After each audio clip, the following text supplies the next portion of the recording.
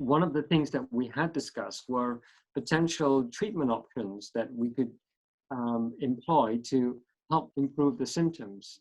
Now, let me ask you, were you given drugs by the team who saw you in hospital? It was, yeah. They gave me some beta blockers, propranolol, Yes. a low dose of that. So they said I could take up to 40 milligrams a day, so 10 milligram tablets up to 4 times a day. I think during my worst times, I think I got up to 4, but usually I took about 2 for a while, usually in the mornings, and then 1 And during did you lunchtime. find it helpful? And did you find any side effects from the beta blockers? At first, I thought it was quite helpful because I think initially I found it really difficult to deal with all of this adrenaline and to understand what was going on, and it helped dampen that response a little bit. So it helped give my body a little bit of a break from time to time. That was achieved. I mean, lying down gives me that bit of a break because that helps my symptoms, but obviously you have to stand up from time to time. So yeah, it helped with that a little bit. But then I think I stopped them about 2 weeks ago because I felt sometimes I was getting headaches, which was a bit of a side effect, and also they make me tired a little bit. So fatigue is a side effect, and obviously a lot of long haul patients have that problem with fatigue. So there could be an issue there, and I felt better for not having the side effects anymore at the moment. Yeah. Now that I think you have a fair understanding of the mechanism, and actually just going back one more step, long COVID can cause your symptoms to manifest, or one of the reasons it does so is that in my view, long COVID resets your autonomic state. So it resets your set point for blood pressure control, for stroke volume, and for vasoconstriction. So it could be a dysautonomia of sorts because it affects the autonomic nervous system. And that is the nervous system that controls all the things that run automatically in your body, such as blood pressure, heart rate, breathing rate, temperature regulation, bowel regulation. And what COVID can do in the longer term is it can reset these specific variables. And so in particular with autonomic dysfunction, which I still suspect strongly that you do have, your blood pressure and filling is set at a lower set point than it was before you had COVID. And you probably feel this too, because you're... Yeah, absolutely. I like that was another that I forgot to mention, but I think I have a blood pressure monitor at home, and I found it difficult because I mean I'm sure we'll talk about salt in the next step, but I was trying to get my blood pressure up a little bit to again dampen that response that happens when I stand up. But the propranolol specifically that I was taking, the beta blocker, it did lower the blood pressure a little bit as well. So I feel like I was doing 2 counteracting things that didn't really work so well. So yeah, it wasn't I wouldn't say it was the most effective drug for this what I was experiencing. Yeah, so it's often the drug of choice though for people coming into accident and emergency, because when people come in with the symptoms you're experiencing with what we call a sinus tachycardia, and they experience palpitations, oftentimes a simple solution is to give people a beta blocker. But in my experience, that can be helpful, as you said, to calm your fight or flight response, but can be detrimental in other respects. For example, beta blockers can be a treatment for hypertension or high blood pressure.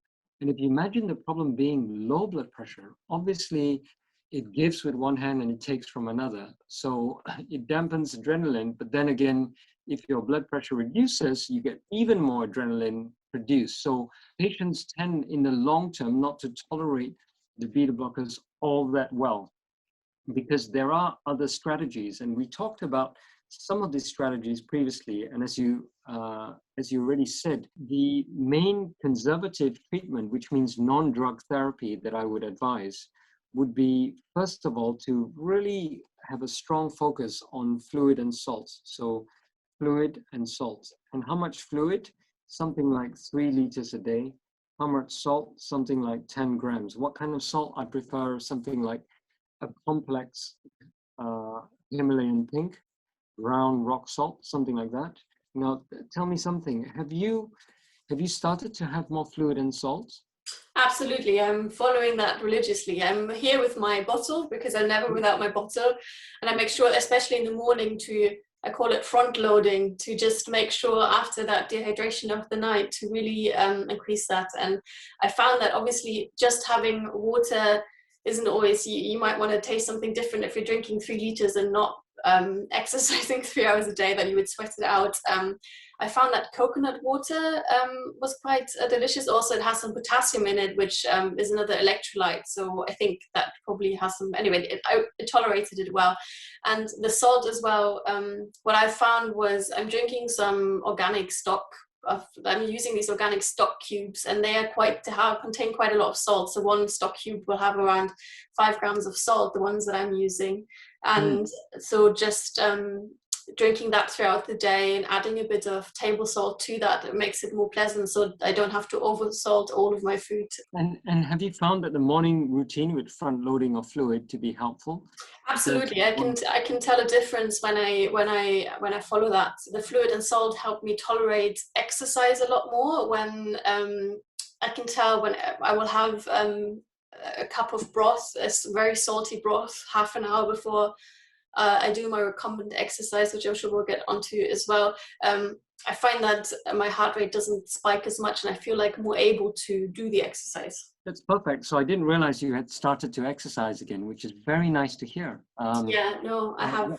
What kind of exercises have you started to do? So my best friend got me something for my road bike, which is this stand that I can put in the flat, and then it's essentially like a home bicycle trainer. I've turned my bike into that. So because on my road bike, my position, I'm almost in a recumbent position, I'm like very bent over, I find that I tolerate that much better than, for example, going up the stairs because of gravity, I'm sure.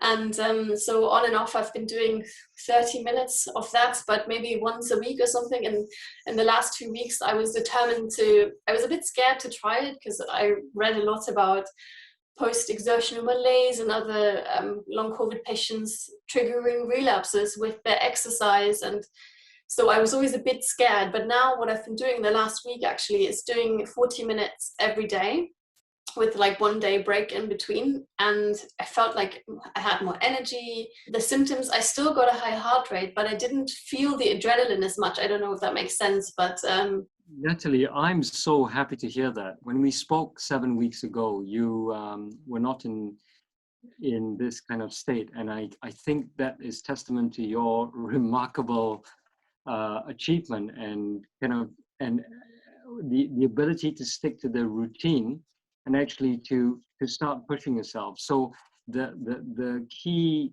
advice about exercise is that if you exercise and you come away with more energy and feeling good the next day, you're not doing too much. If you do exercise and you come away feeling completely washed up 3 days after, you're doing too much. So the pacing with COVID is not whether I can or can't do, is how much and how aggressive can I start doing? And actually the answer doesn't come from your doctor. The answer comes from within, because you know yourself, how you feel. And actually you've done a phenomenal thing with your recumbent bicycle, because not only are you bent forwards, like on a road cycling bike, not a mountain bike, but you're bent forwards, your pedaling motion is actually, if I may draw it here, is actually starting to squeeze your calf muscles here. When you pedal your bike, and you pedal your bike using your quads and your calf, this motion where you are pedaling, the rotational activity will, if you like, squeeze the blood in a muscular, almost a peristaltic way, with sequential contraction to push the blood back up. And this is perhaps unlike cross trainer, where your legs are straight but you're moving back and forth, and a bike is the best example of this, because you're supported, you're not fighting gravity so much. The other machine that really is good is actually a rowing machine, but not many people can fit a rowing machine in their homes. So you don't need a road bike converted with a stand. You can buy one of those, what's called an exercise resistant pedal, for something like 40 pounds online. And if you just Google it, it's one of those heavy contraptions that is about this big, that you can put against a wall, sit on a chair and start to pedal and vary the resistance. And that's 40 pounds for a pretty good physio rehab that gets you out of the standing position. Because the key thing is running or going upstairs or doing something that is having to fight gravity is always going to be more challenging than a recumbent exercise. So you've done very well to do 40 minutes a day, 6 days a week. That's phenomenal. And I only started last week, so wow, it's only been 6 but times. that is still extremely good. And what I would say, I mean, if you told your story 7 weeks ago, or maybe at day 20 or day 30 post COVID, would you think you're in this position now with respect to exercise? I suppose at that point I didn't realize what I had and how long it was going to go on, and now it's been more than 3 months, and I was obviously hoping it would never last this long. But there was definitely times when I thought I was really, really unwell and I couldn't really see it happening. But even when we spoke, I did a bit of cycling. So I was never so bad that I could never do it. But I think the fact that I'm now realizing that doing it more, like actually putting myself out there, doing it more, makes me feel better. I think that's a good step in the right direction, because obviously when you're not well, exercise sometimes seems counterintuitive. So finding that right balance, what you were saying about finding your own limits and making sure you're not going over that. And also when you're feeling that you've overdone it, actually recognizing to rest that day and not to push it, that's really important as well. And that's what I've been doing. Yeah, and that pacing strategy is something that we would always advise patients to listen to your body.